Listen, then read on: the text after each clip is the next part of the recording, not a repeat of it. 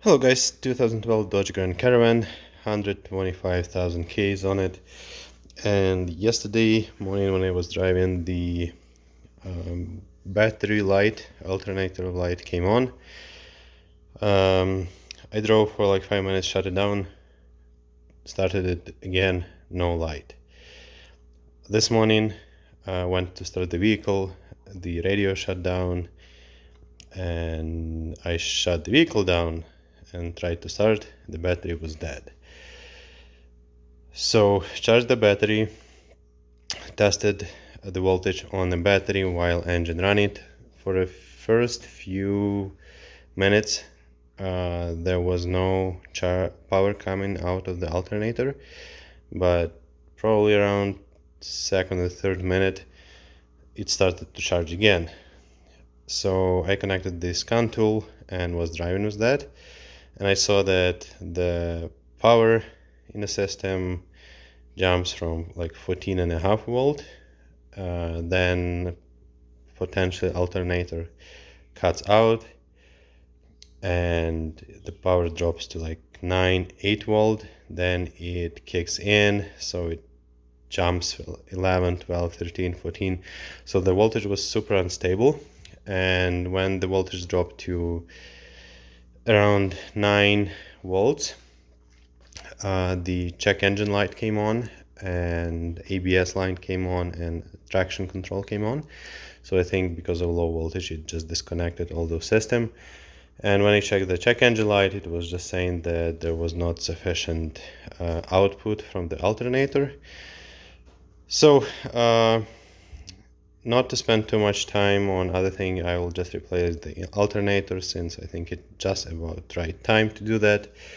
I tested the battery, load tested just in case. The battery is perfectly fine. So this video will be dedicated to the alternator replacement, and there are two options. You can either go from top, take all these parts out and try to get it from here, or you can do it from the bottom of the vehicle, and that's what I will do. So I have it jacked up, and on a jack stand the tire has been taken off. As you can see, the battery is disconnected, and now what we'll do, we'll remove this shield to get to the basically to the belt. So one plastic clip here, another here, and then one 10 mil bolt over here, and one just over there.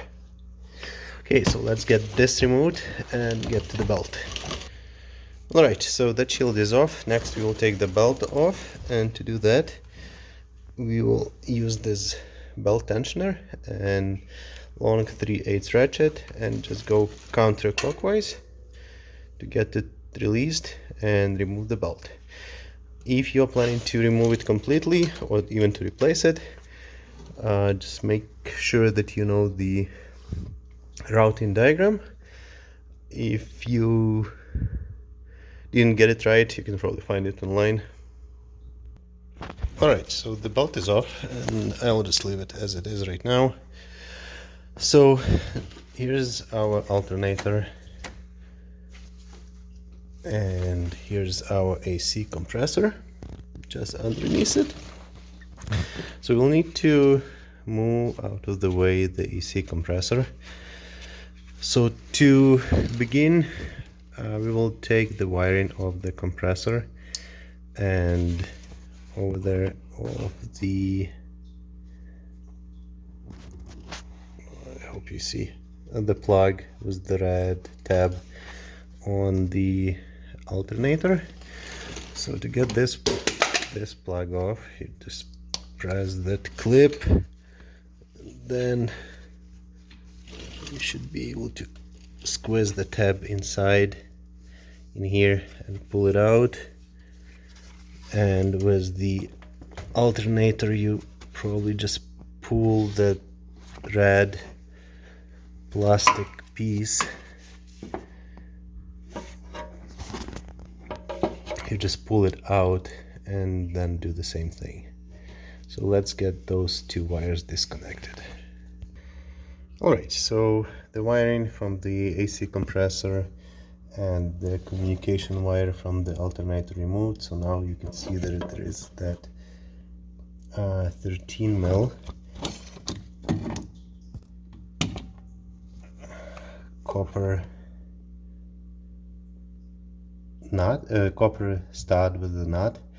So that's the main wire that's going to the battery. So we will remove that 13 mil and we should be done with the wires. Alright, so next we need to get the AC compressor loose.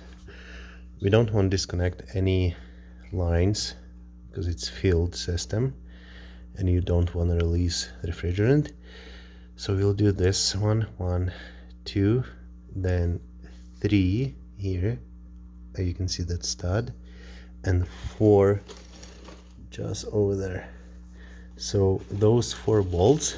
Also, I think it's probably good idea to get this bolt out so this line is loose, and those 2 lines should have enough flexibility for us to move the AC compressor where we want it to be. Okay, so let's get that done first. Alright, so those 2 bolts are removed, those 2 nuts are removed. Though, now to get the compressor out, we either need to remove this hose, because when we push it out it hits the front, the shield of the fan, or we can remove those actually studs, and that's E7 Torx socket. So we'll try to remove those 2 studs, what will allow the alternator to be moved away.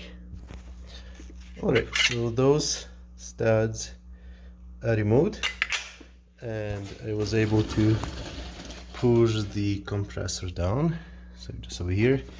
Now when we look at the alternator, so there is one 13 mil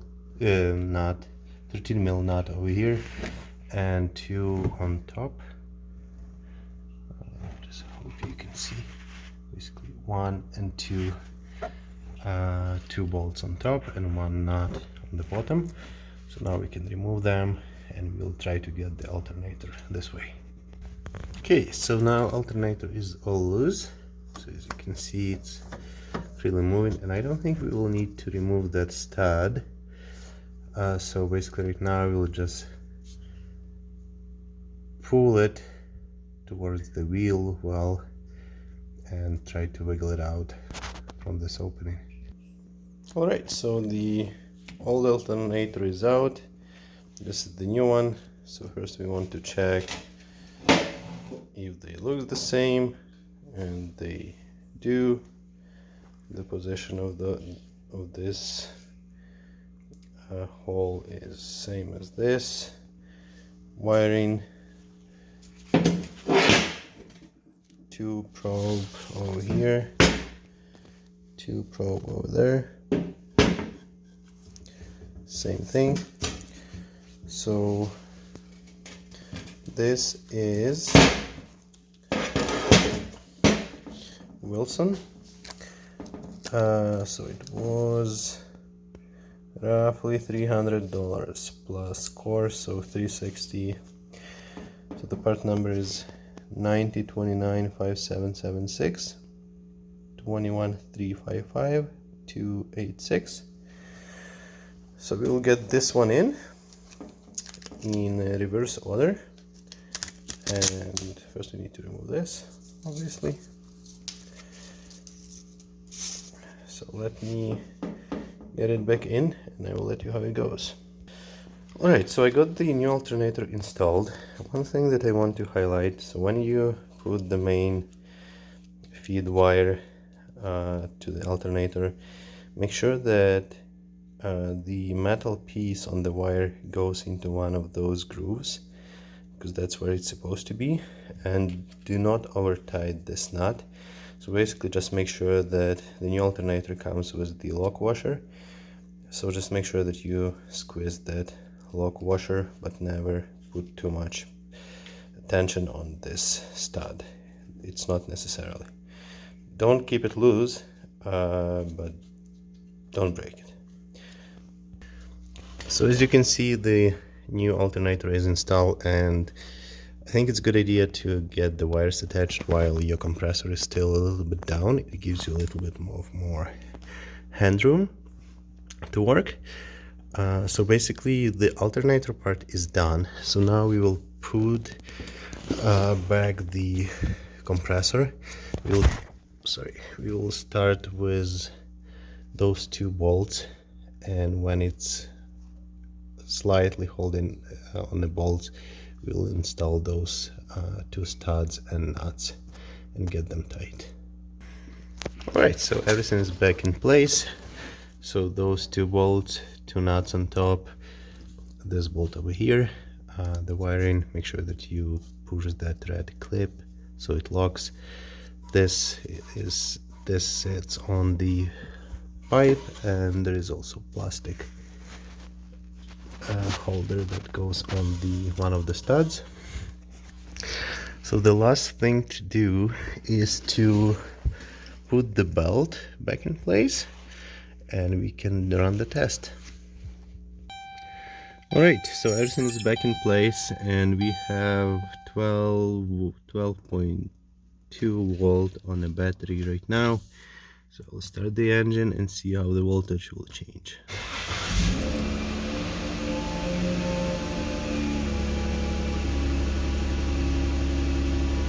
So you can see right now we are at 14.3, and it's quite steady, it's not jumping, and it was fluctuating a lot before, like 12, 11, 13, 14. So that's basically what you want to see, around 14 volt when the engine is running on a battery. Alright, so right now we just need to install our plastic shield over here with two bolts and two plastic clips. Get the wheel back on, torque it to 100 foot-pounds, and get it out of the jack. But that's pretty much it. That's how you replace alternator on Dodge Grand Caravan 3.6 V6 engine. Thanks for watching, and do it yourself.